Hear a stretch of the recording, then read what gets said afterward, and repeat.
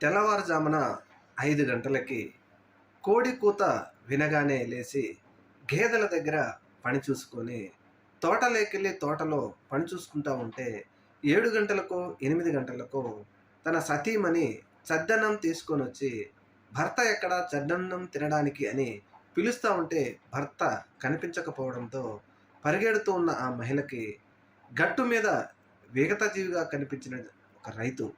ఇప్పుడు ఈ విషయం మనం ఎందుకు చెప్పుకోవాల్సి వస్తుందంటే, ఆంధ్రప్రదేశ్ రాష్ట్రంలో రైతన్న పరిస్థితి ఆ విధంగా ఉంది.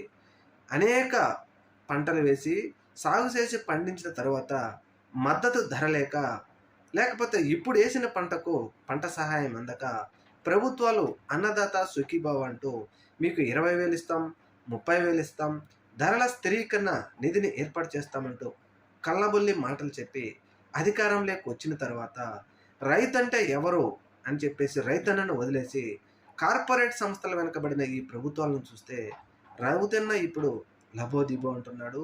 అదే రైతన్న పొగాకు పండించి మాకు మద్దతు ధర లేదని పొదిల్లో నిరసన తెలిపిన, గుంటూరులో మిర్చి యార్డ్లో ధర లేదని నిరసన చేసిన రైతన్న, బంగారుపాలెంలో నిరసన తెలిపిన మామిడి రైతులు, ఇలా చెప్పుకుంటూ పోతే అనేక మంది రైతులు ఈరోజు ఆంధ్రప్రదేశ్ రాష్ట్రంలో అనేక ఇబ్బందులు పడతా ఉంటే ప్రభుత్వం మాత్రం నిమ్మకు నీరెత్తినట్టే వ్యవహరిస్తూ ఉంది. ఇప్పటికైనా ప్రభుత్వం రైతుకు సహాయం చేయాలని చాలామంది కోరుకుంటా ఉన్నారు.